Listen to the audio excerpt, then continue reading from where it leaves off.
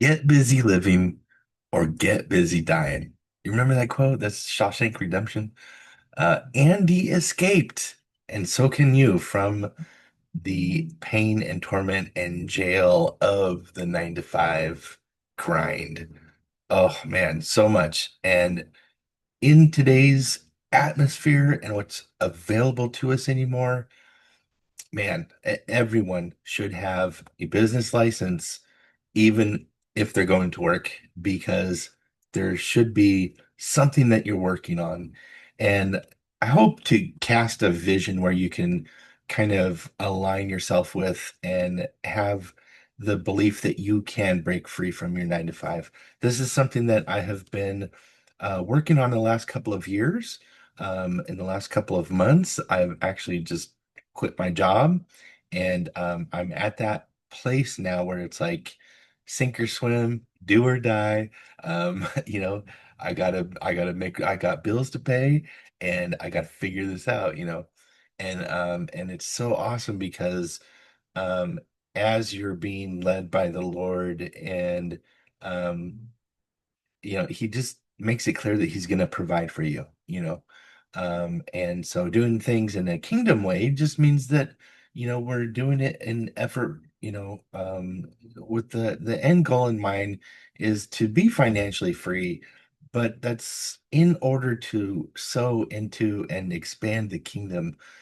So there's a lot of things that I want to be working on, but I can't do it yet until I have, put in place a profit center, right? A profit center is what I mean to make money somehow, some mechanism. And then I can add other layers, other streams of income as an entrepreneur. And then definitely I can create those kind of charity, ministry, focus on those kinds of things.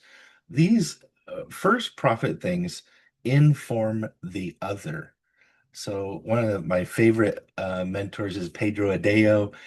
Got to give it up to him. He's actually the one that put this entrepreneurial spirit in me. I think he just kind of like exudes it, and so anyway, it's something that I caught and was not taught. And so um, the most powerful thing is to have a long-term vision. And even if you don't know exactly the steps to get there, you got to have some sort of idea of like, well, I know we need to go north. Freedom is north. Let's go north, and then you just got to check every once in a while. Am I still going north? Okay, great. Because you're going to be doing things that feels like grinding, feels like there's no return on your investment in effort.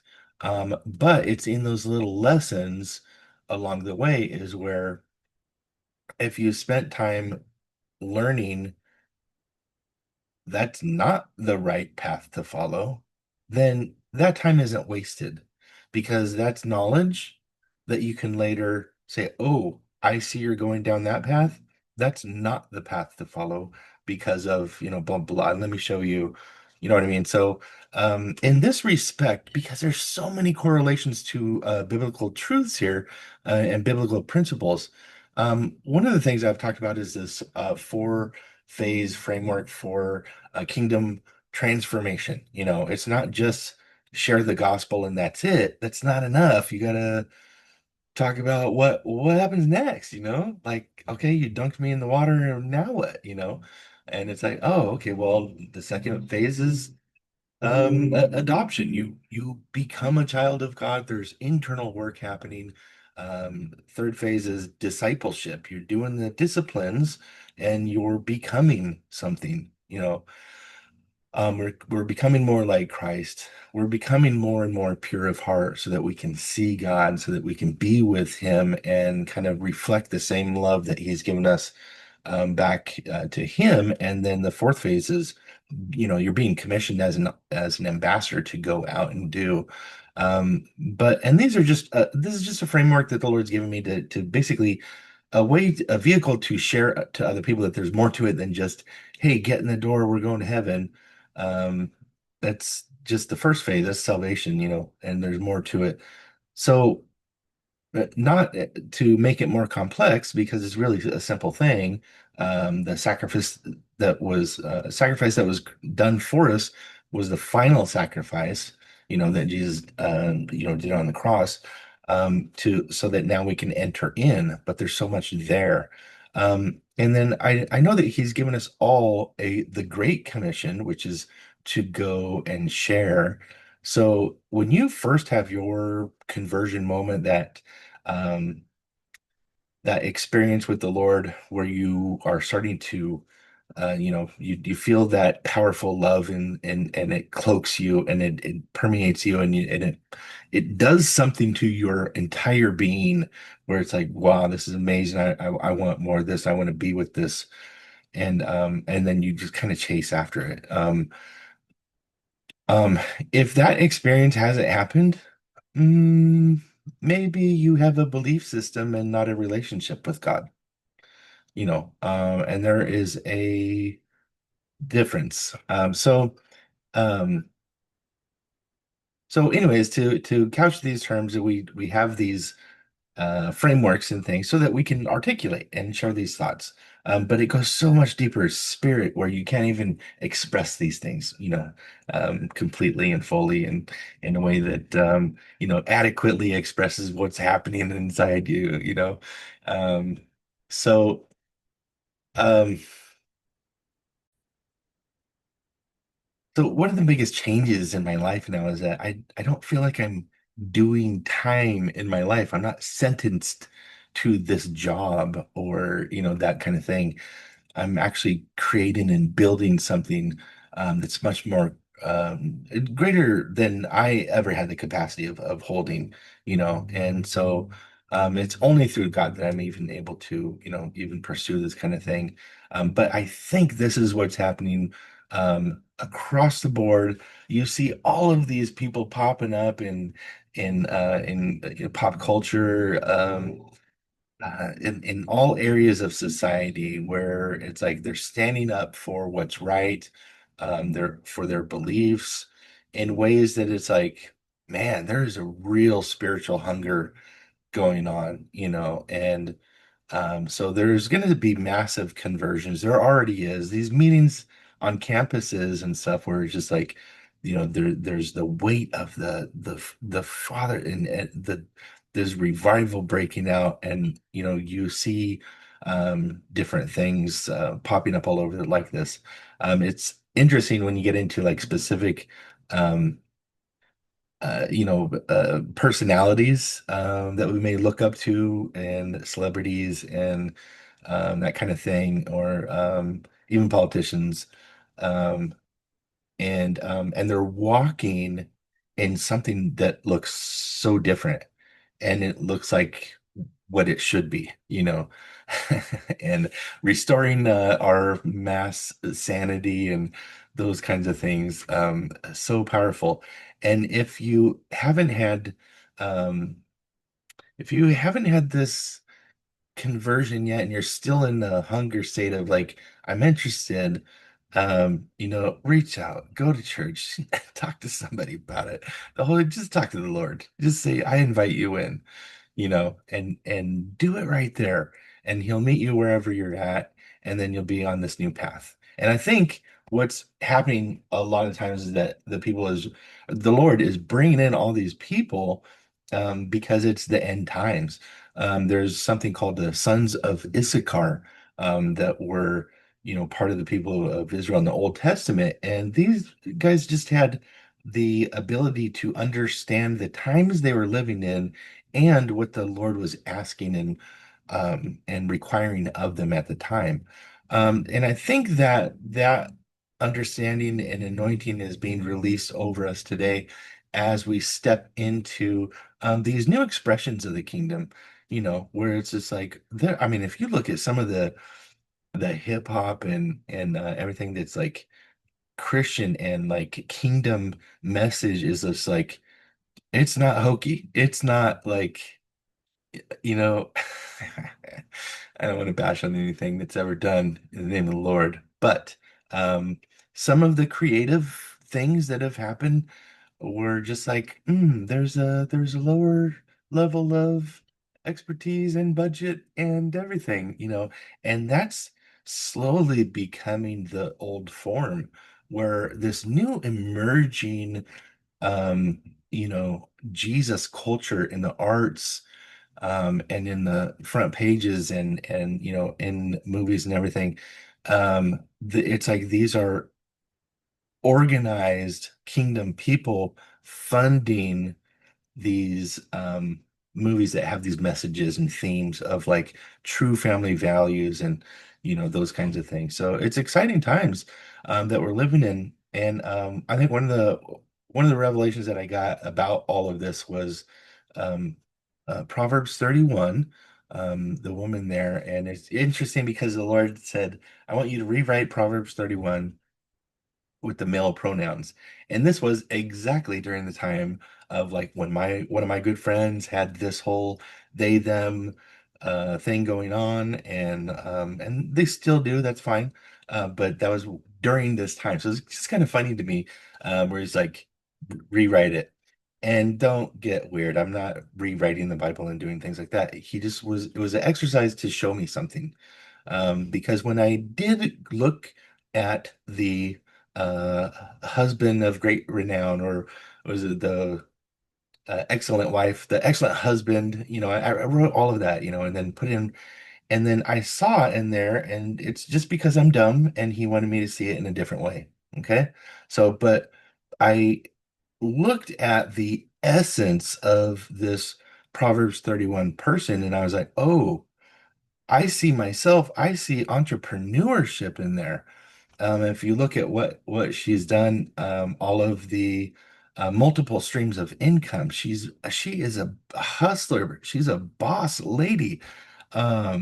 She's up early. She works out. It says she strengthens her arm. Like, like, it's just like, man, um, it's all there if you look at it, and including there's things like even like her servants don't run out of oil, which that, and then in the New Testament where Jesus talks about the 10 virgins and they're all looking for the master, and half of them just ran out of oil, and that was an expression of like they just weren't ready for his return.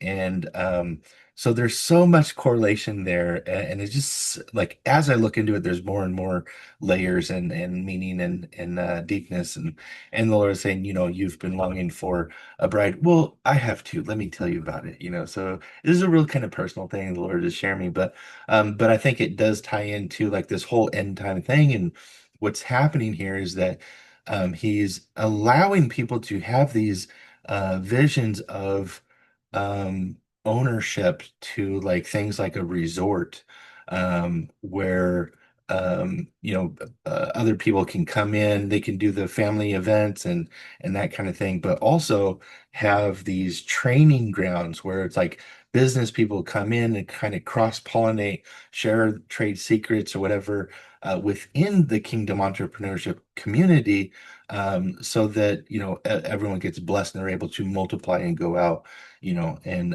have greater impact.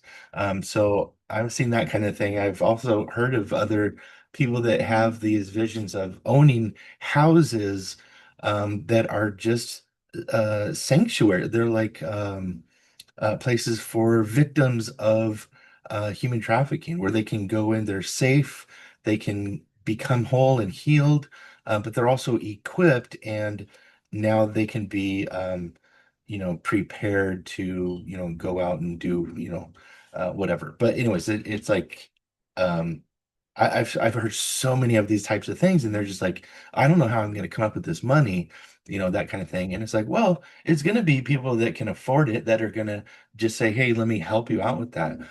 You see all of those videos. Oh my gosh, all of those videos of people doing something, a kindness act or whatever. And you know what? Don't let the enemy cheapen it. There's so much cynicism and in the comments and everything. They're just doing it for likes.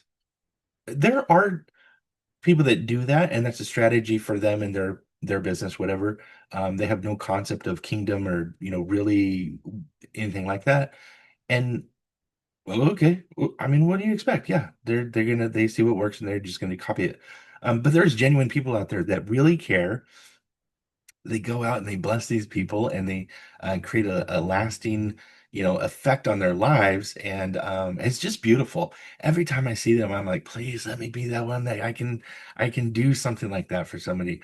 Where it's like, and I love the challenge one where it's just like, hey, can you buy this for me for my family or whatever, diapers or something for my kid? Oh yeah, I can do that. And they're looking and they're like, I guess I'm not buying this for my kid, but I'll get you, and they have this genuine, um, level of like, yeah, I want to help you. And you can tell that through the videos that they've approached a lot of people and they've all just said like, no, no, that's not my baby. I don't care. So there's like this good Samaritan thing that happens, and then they just get blessed so much where they're just like handed $1,000 or something like that, or taken to these ball games and stuff. Those are the best ones because there's so much more thought put into it and everything. But um, and again, you could cheapen it and just say, "Oh, they're just blah, blah, blah." Cool. What are you doing for, as far as being generous, whatever. So I want to get to the point where I can do all that kind of stuff, and I want to have fun and create ways of doing that kind of thing. But also, something on my heart is to build something that is like, people from recovery or even jail or trying to just struggling getting on their feet. So struggling financially, spiritually hungry, and kind of reaching out for like, okay, God, how can I need to change my life. I need your help. Those are the people that I want to like create an atmosphere where they can come in and be holden, healed, and equipped and given the ability to break out in entrepreneurship where they can do their own startup. And one of the easiest things that people can do anymore is just get on social media, gain some traction, and do an affiliate. So affiliate would be probably, um, nothing's easy. Let me recheck that. There's nothing that's easy, but instead of selling or promoting something that you have to physically create and have, storage, distribution, and all that kind of stuff, having an affiliate for something, especially with a kind of a high ticket offer, it just allows you to have one conversion and then, there's like $500, and if that's really going to help that person get to the next level and you springboarded them, and that's a way of service. So selling is serving when you do it the kingdom way. But that's something that I would recommend, and I can dive into that kind of stuff. But there's tons of information out there, and the AI wave that's coming in. And gosh, if you think about like a year ago, how I was Googling a lot. I still use Google. It's okay. But I've shifted to ChatGPT, and that's kind of like next level ongoing conversations, brainstorming with AI, getting better copy and articulating things better, and just really kind of jumping into that, really kind of embracing it because I see how much it's already helped me. A lot of times I will create an email in a Word document and then run it through ChatGPT. Like, could you make me not dumb? And it'll just say something just very articulate, eloquently uh done. And I'm like, yeah, it's about what I was totally said that, yeah, and then send it off. And that has a better response usually than from what I normally send. So anyways, that's here to help us. And there's AI training I want to jump into. I'm probably going to promote that actually, because I think that's one of the things that is right now we can embrace that and learn about it. And if you think about it anymore, and I'm starting to see this even in my job where I'm calling people to see if I can help them with insurance of different types. And on the receiving end, I hear, "Hi, this is an AI um, bot that takes calls for this person that you're calling. Before I get you to them, let me just ask you a couple of questions. What is this about? Blah, blah, blah." And then I tell them, and then they're like, they're not available right now or whatever. And I'm like, what the heck is that? I haven't even, so it's interesting how you can use that as kind of like a defense as well for screening calls and that kind of thing. It's like, let's engage a little bit. Okay, no thanks. Depending on, what you say. So, yeah, it's interesting and it's everywhere, and we don't need to be afraid of it. I think as we allow ourselves to like, okay, let me learn a little bit. You don't have to learn it all. There's so much. And that's the thing with all of this is that you kind of have to immerse yourself into it. You have to buy in and just, sometimes it takes this being in solitude where it's just like you don't have a group of people negatively influencing when you're trying to do something. It's just like, just isolate, just build, and then you stand on what you've been learning and understanding and doing. And then when you kind of emerge and say, "Hey, I can help you with that. Do you?" And they're like, "Ah, it seems way too hard." I mean, I'm not going to do it for you. That's kind of what you should be doing. Or you can hire, there's so much opportunity. You can even hire somebody from like Philippines, and normal wage there is like 9, $10 an hour. And that's why American export or farm out their communications. When you take a look at it, and it's like the numbers and how much it costs to do that versus having an American do it.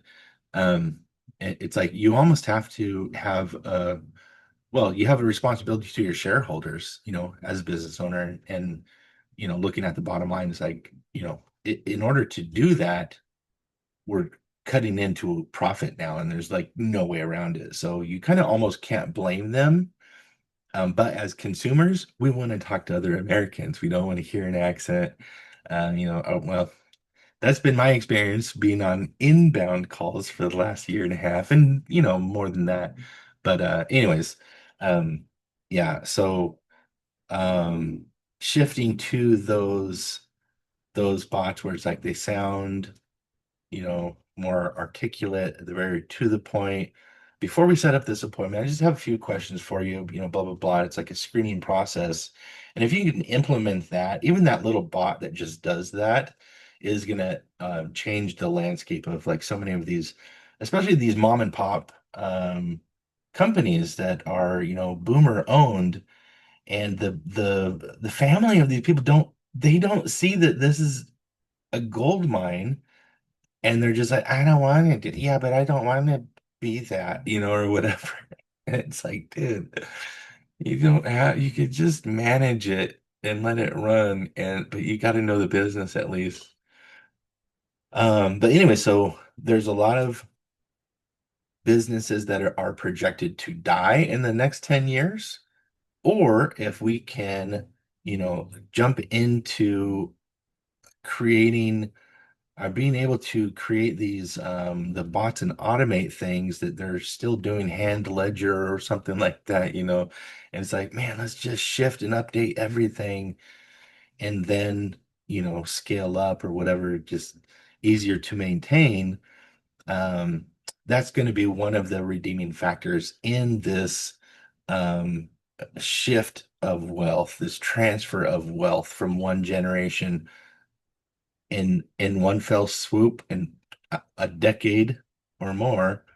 um, all of those assets and everything will be released to this next generation. So Gen Xers, it's time to be savvy with money that you've never had before. It's time to rise up and say, I don't have it now, but I know it's coming. How do I manage? How do I multiply what I will have an influx of money coming in? So some of us are just going to have to earn it. And that's okay. but we need to have that entrepreneur mindset of like long term. So like Andy Dufresne, he was willing to go through some hell. He was willing to take a handful of the wall at a time, and these tiny steps alongside of what he had to do throughout the day. He just added this extra thing, and so your side hustle, whatever it is, um, could be a creative process. If you have any kind of creative anything, give it time. Yeah, one of my buddies is painting, and I love what he's doing. And he's doing more. And man, I drew him up a blueprint for this business and was just excited for him because he's also been in, he's a pop culture geek, like comic books and all things Marvel, DC, and the like, and just a fun character. So when he's on a podcast, he's got great input, and um, I just like, man, you could do this, this, and this, and I give him all these like ideas, whatever. He's like, I need a manager. I'm like, yeah, I mean, yeah, I don't know if I'm up for all of that because you know, that's what an entrepreneur does. That's what that as an owner, that's your role. And here's the thing is I gave him this whole blueprint, and as you go about your normal whatever, you just incorporate one thing. So it's like, okay, something about Shopify, he said. So like do a deep dive into Shopify. Figure it out. Nobody knows all of this stuff until they start to learn it. You know what I mean? Like you just get one piece of the puzzle. Look at the corner pieces. I would say corner pieces like you got to have a legal structure to your business, so that you can claim things for taxes, right? So if you have a business idea, have go get a business license. Look at your name that says you're endorsed. You now have the authority to sell things and trade. And I think once you go through that process, you're like, oh, I'm an owner. Look at that. It's like, well, cool. Let's make some money. And how are you going to do that? Plan it out. And the first thing I think is structure your business for taxes. So anything that you purchase online or whatever, any tool, any website, any course, all of those things can be written off. So if you know that, I mean, you gotta have, keep your receipts and all of that. Have a record of it, and then when it comes times to doing that, then you can share that information. And yeah, I've had I have negative income because I have invested so much into myself, and that's a kingdom concept where are you good soil? Can you sow into yourself? Are you healthy enough to say, I'm worth sowing into and investing in your own education?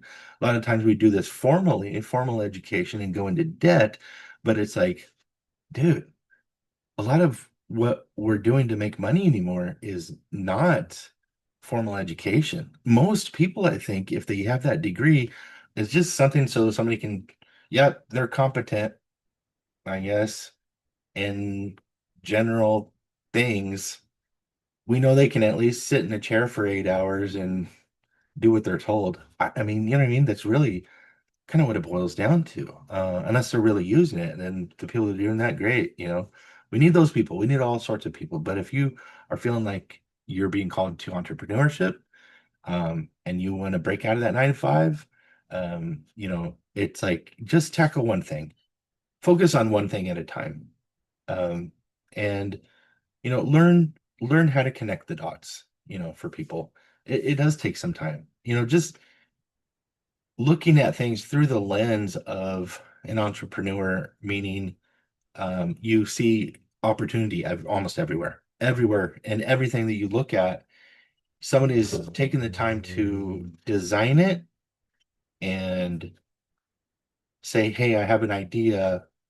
Go, go make this thing, and I want it to do this, and it needs to be, yeah, the inside needs to look like this, and I want it high enough quality that you know." It can do what it needs to, all of those things. If you look around, everything that you see that's been made is a business idea. Every input that you see has some sort of business attachment to it, you know. And once you start looking at the world this way, then pretty soon you buy into this idea of like, I can put something out there, you know. Um, you guys might be surprised at this, but um, I was never a model, a male model. It doesn't matter what you look like, you know, is what I'm saying. Clearly. Um, because all of us have these limiting ideas that say, I can't because of this or that, you know, and those ideas you have to just look at them and say, oh, you're annoying, and you're not real. Like those fears, when you look at them and the root of who's saying what, especially when you have a kingdom revelation of the world, and it's like the first thing that the enemy did was question, did God really say that? You know, and it's like this doubt, the seed of doubt, you know, and then shame, and then all, you know, all this stuff.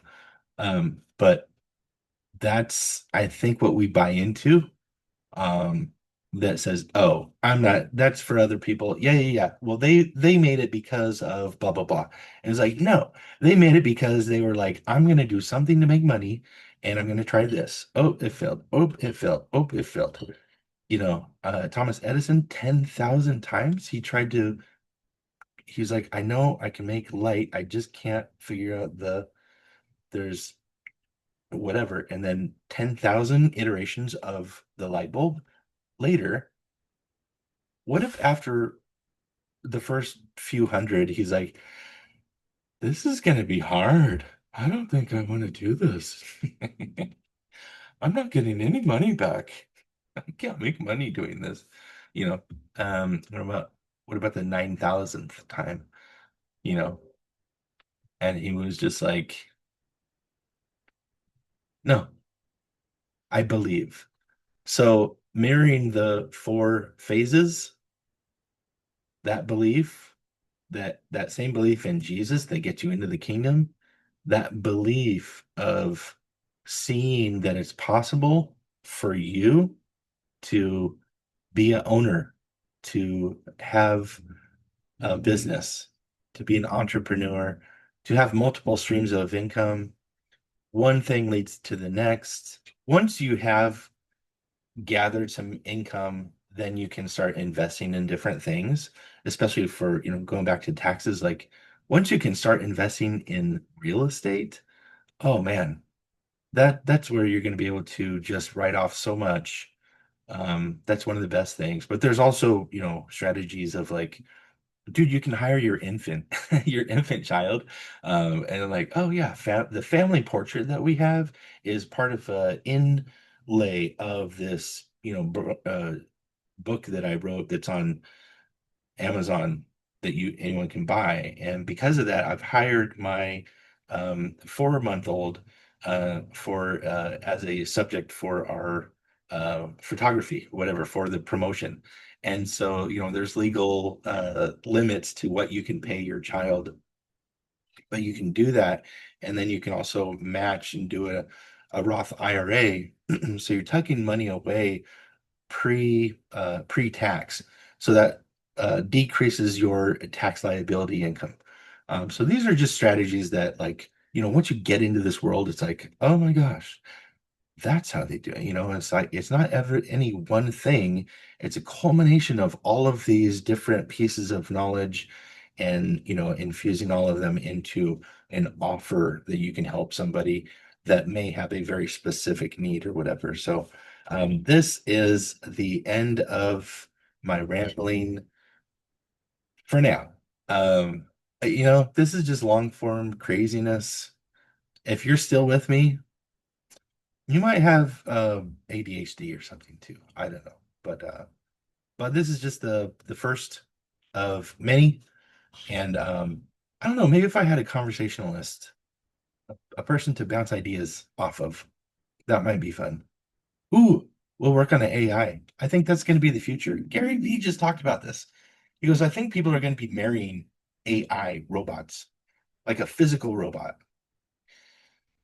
This is scary. And I don't think that's going to happen because, well, there's going to be people that are going to, they will, they will screw anything. I mean, yeah, that's just who they are. Some people are built different. But I think for the most part, that's probably not. But I think that vision was cast in the Jetsons, bro. Like Rosie, the vacuum cleaner lady, like she, you know what I mean? Like there's an idea that I think Brady told me this. He's like he goes, there is an idea that while the Flintstones are, on Earth, whatever, the Jetsons are high above, hovering in this whole other kind of lifestyle. So you have these people, it's the best of times, it's the worst of times.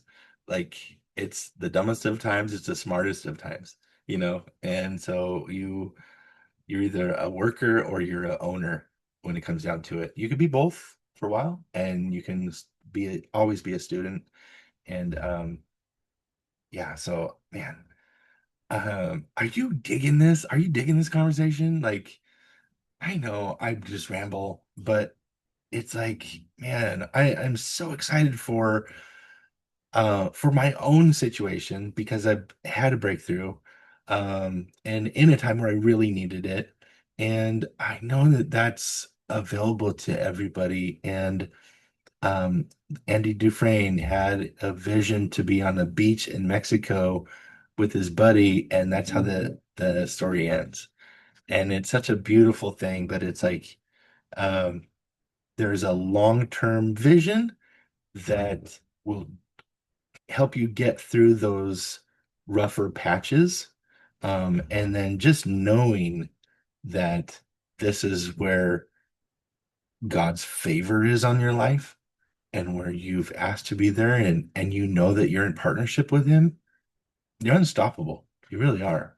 Um, and then it's just a matter of, connecting with the right people, having wisdom and discernment, and still remembering the time where you're so dependent on the Lord and that vulnerability with him of like, just tell me the next step, God, I need to figure this out. Um, Knowing that that's how Jesus lived every day of his life. He only did what the Father showed him. He only said what the Father, said to say, and he was led by the Spirit into the wilderness to fast and be tempted by the enemy. So the Lord will lead us into rough patches so that we can be overcomers. We overcome by the blood of the Lamb and the word of our testimony. So if you have a testimony along these lines, anything kingdom wise, I would love to hear about it. Anytime I hear that somebody's had a transformation and it's real, oof, man, I get excited. Um, and I know Jesus does too. And that's really what it comes down to in being a friend of God. So thank you for being here, Mom. I love you. I don't know who else is going to be here, but I think this will grow later down the road. But I'll keep this up in full form. I don't care. Um, I'll have shorter ones that are more pointed to specific topics and series and things I want to unpack. But right now, I'm just like I can't contain it, and I can't bullet point things. I just wanted to just get something out of off my chest today. So thank you for bearing with me. Love you. Take care. Bye.